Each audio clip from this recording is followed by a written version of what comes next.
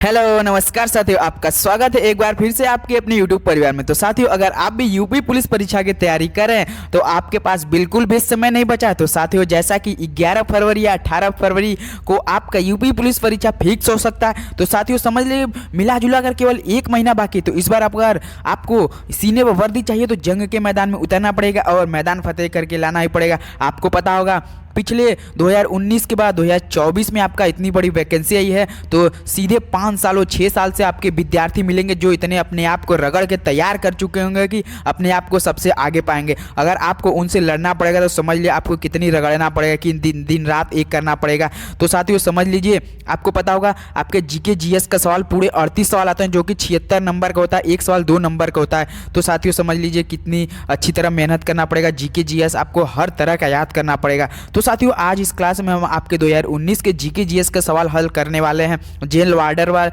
Jail जो fireman होते हैं वो, प्लस जो यूपी पुलिस कांस्टेबल का जीके जीएस का सवाल है वो हम मिलाकर इस क्लास में पूरे 30 सवाल करेंगे, जो कि गोली की रफ्तार से कराने वाले। आप याद करके जाइएगा साथियों, सारे सवाल आपके लिए काफ़ी महत्वपूर्ण है। तो एक भी सवाल आप नहीं छोड़ेंगे, सारे सवाल आप याद करके जाइएगा। तो चलिए आज का क्लास स्टार्ट करें। देखिए आज का क्लास में प्रश्न पहला दिया है, भारत में स्वतंत्रता के बाद से कितनी बार नोटबंदी हुई। तो साथियों बताइए, भारत में स्वतंत्रता के बाद से कितनी बार नोटबंदी बंद हुई थी। तो 2 बार बंद हुई। ऑप्शन बी क्या है, 2 बार बंद हुई थी। ऑप्शन बी बिल्कुल करेक्ट ऑप्शन है। तो चलिए प्रश्न नंबर दूसरे बढ़ते हैं।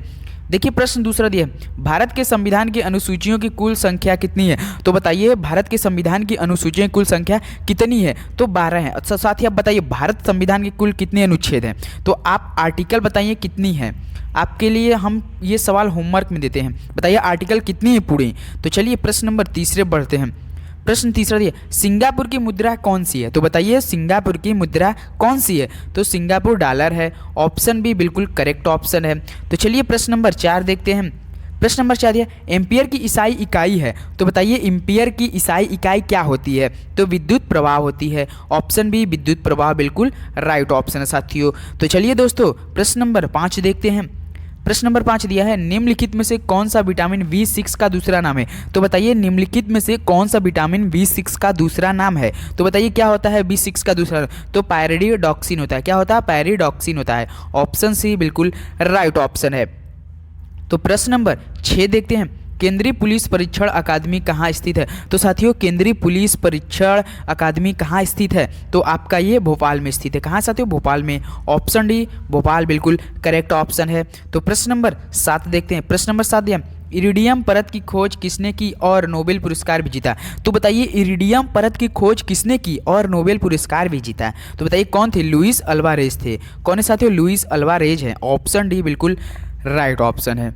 तो प्रश्न नंबर 8 देखते हैं। प्रश्न नंबर 8 दिया है, योग का वर्णन निम्नलिखित में से किस वेद में किया गया है। तो बताइए योग का वर्णन निम्नलिखित में से किस वेद में किया गया है। तो आपके ऋग्वेद में किया गया है। तो बताइए ऑप्शन सी इसका तो बिल्कुल करेक्ट है। तो बताइए आप सबसे पुराना वेद भारत में कौन सा है। तो साथियों सबसे पुराना वेद, सबसे पुराना वेद कौन सा है, ये आप कमेंट में झोंक दीजिए। आपके लिए होमवर्क एक और सवाल। देखिए प्रश्न नंबर 9 दिया है, कश्मीर दी वाजपेयी ईयर्स नामक किताब के लेखक कौन है। तो बताइए कश्मीर दी वाजपेयी ईयर्स नामक किताब के लेखक कौन है साथियों। तो आपके A.S. दुलत है। कौन है साथियों, A.S. दुलत है। ऑप्शन सी बिल्कुल राइट ऑप्शन है। तो चलिए प्रश्न नंबर 10 देखते हैं। प्रश्न नंबर 10 दिया है, केंद्रीय जीएसटी कानून को भारत के राष्ट्रपति ने कब सहमति प्रदान की है। तो साथियों केंद्रीय जीएसटी कानून को भारत के राष्ट्रपति ने कब सहमति प्रदान की। तो 12 अप्रैल 2017 को। कब साथियों, 12 अप्रैल 2017 को किया था। तो ऑप्शन डी आपका बिल्कुल करेक्ट ऑप्शन है। तो चलिए प्रश्न नंबर 11 देखते हैं। प्रश्न 11 दिया है, सूचना प्रौद्योगिकी संशोधन अधिनियम 2008 27 अक्टूबर को लागू हुआ। तो साथियों सूचना प्रौद्योगिकी संशोधन अधिनियम 2018 27 अक्टूबर और किस वर्ष को लागू हुआ। तो आपके ये 2009 में लागू हुआ था। कब साथियों, 2009 में लागू हुआ था। ऑप्शन है आपका बिल्कुल राइट ऑप्शन है। तो चलिए प्रश्न नंबर 12 देखते हैं। प्रश्न नंबर 12 दिया है, गौतम बुद्ध की मां देवधर राज्य के शासक परिवार से थी जो अब उत्तर प्रदेश के किस जिले में है। तो बताइए गौतम बुद्ध की मां देवधर राज्य के शासक परिवार से थी जो अब उत्तर प्रदेश के किस जिले में है। ये आपके देवरिया जिले में। कहाँ साथियों, देवरिया जिले में। ऑप्शन है आपका बिल्कुल राइट ऑप्शन है। तो चलिए प्रश्न नंबर 13 देखते हैं। प्रश्न नंबर 13 दिया है, वाल्मीकि का आश्रय ब्रह्मवर्त में था जो अब में है। तो साथियों वाल्मीकि का आश्रय ब्रह्मवर्त में है जो अब कहाँ पर है? तो साथियों ये बिठूर में है। कहाँ साथियों? बिठूर में। ऑप्शन ए आपका बिल्कुल राइट ऑप्शन है, बिठूर। याद रखिए साथियों। तो चलिए प्रश्न नंबर 14 देखते हैं।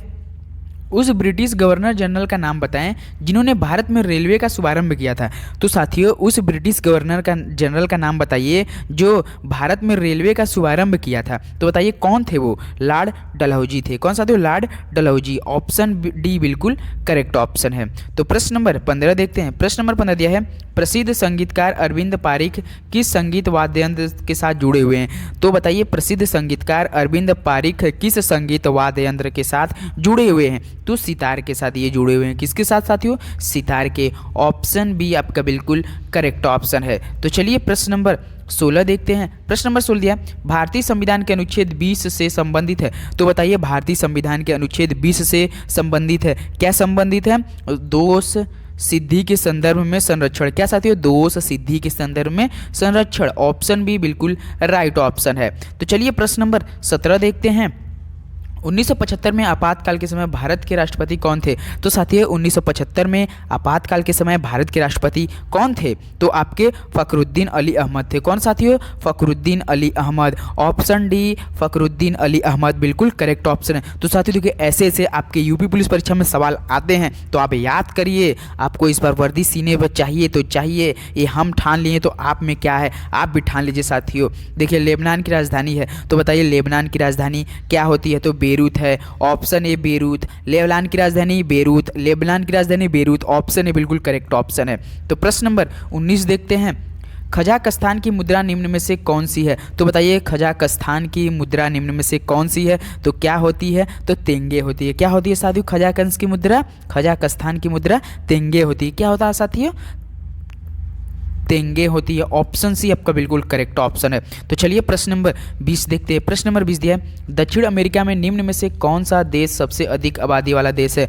तो साथियों दक्षिण अमेरिका में निम्न में से कौन सा देश सबसे अधिक आबादी वाला देश है? तो आपके ब्राज़ील है। कौन है साथियों? ब्राज़ील है। ऑप्शन बी ब्राज़ील बिल्कुल करेक्ट ऑप्शन है। तो चलिए प्रश्न नंबर 21 देखते हैं। प्रश्न नंबर 21 दिया, एशियाई के निम्न देशों में से कौन सा देश तेल पेट्रोलियम का सबसे बड़ा उत्पादक देश है? तो एशियाई के निम्न देशों में से कौन सा देश तेल यानी पेट्रोल का सबसे बड़ा उत्पादक देश है? तो बताइए कौन सा देश है साथियों? सऊदी अरब। कौन साथियों? सऊदी अरब में। तो याद रखिए सऊदी अरब। ऑप्शन ए बिल्कुल करेक्ट ऑप्शन है। तो प्रश्न नंबर 22 देखते हैं। प्रश्न नंबर 22 दिया है, निम्न में से कौन सा भारत का सबसे पुराना तेल पेट्रोलियम उत्पादक राज्य है? अब इसमें पूछा है कौन सा भारत का सबसे पुराना तेल यानी पेट्रोलियम उत्पादक राज्य इस बार पूछा है भारत का, वो भी। तो बताइए कौन सा है? तो आपके असम है। कौन सा साथियों? असम है। ऑप्शन सी बिल्कुल करेक्ट ऑप्शन है। तो चलिए प्रश्न नंबर 23 देखते हैं। प्रश्न नंबर 23 दिया, भारत ने मई 2018 में लैंड बॉर्डर क्रॉसिंग समझौते पर किस देश के साथ हस्ताक्षर किया है? तो साथियों भारत ने मई 2018 में लैंड बॉर्डर क्रॉसिंग समझौते पर किस देश के साथ हस्ताक्षर किया है?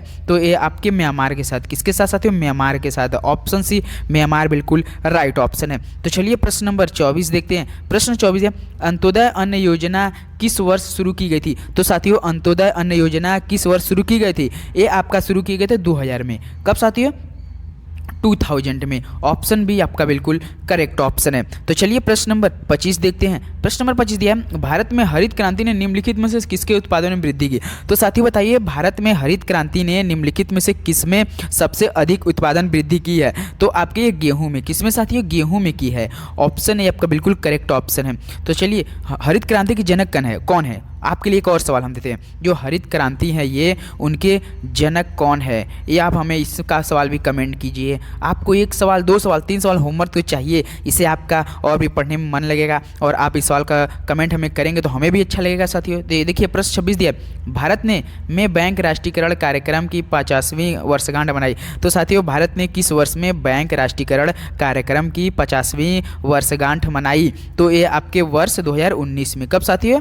2019 2019 में। ऑप्शन ए बिल्कुल करेक्ट ऑप्शन है। इससे पहले जो वर्ल्ड कप वनडे हुआ था, तो ऑप्शन ए बिल्कुल करेक्ट ऑप्शन है। तो चलिए प्रश्न नंबर 27 है, हिमालय की सबसे बाहरी श्रृंखला कौन सी है? तो बताइए हिमालय की सबसे बाहरी श्रृंखला कौन सी है? उसको हम क्या कहते हैं? तो शिवालिक कहते हैं। क्या साथियों कहते हैं? शिवालिक कहते हैं। ऑप्शन डी आपका बिल्कुल राइट ऑप्शन है। तो चलिए प्रश्न नंबर 28 देखते हैं। प्रश्न 28 दिया है, भारत और श्रीलंका को अलग करती है। तो बताइए भारत और श्रीलंका को कौन सी जल संधि अलग करती है? तो आप बता सकते हैं, तो पाक जल संधि। कौन साथियों? पाक जल संधि। ऑप्शन डी आपका बिल्कुल करेक्ट ऑप्शन होने वाला साथियों। तो प्रश्न नंबर 29 देखते हैं, महाधिवक्ता के प्रसाद पर्यंत अपने पद पर बना रह सकता है। तो बताइए महाधिवक्ता के प्रसाद पर्यंत अपने पद पर बना रह सकता है? तो राज्यपाल रह सकता है साथियों। कौन रह सकता है साथियों? राज्यपाल। ऑप्शन डी बिल्कुल करेक्ट ऑप्शन है। तो चलिए प्रश्न नंबर 30 देखते हैं, मंत्रिपरिषद सामूहिक रूप से के प्रति उत्तरदायी होती है। तो बताइए मंत्रिपरिषद सामूहिक रूप से किसके प्रति उत्तरदायी होती है? तो आपको पता ही होगा लोकसभा के प्रति उत्तरदायी होती है। ऑप्शन है आपका बिल्कुल करेक्ट ऑप्शन है लोकसभा। तो साथियों ये सवाल काफ़ी इंपॉर्टेंट था। आज का क्लास हम यहीं पर एंड करते हैं। ऐसे सवाल जो आपका सीधे पेपर में छपने वाले हैं साथियों। तो आप एक भी सवाल हमें छोड़ के सारे सवाल याद करके जाइए। तो मिलते हैं अगले वीडियो में, तब तक के लिए दोस्तों जय हिंद जय भारत, धन्यवाद।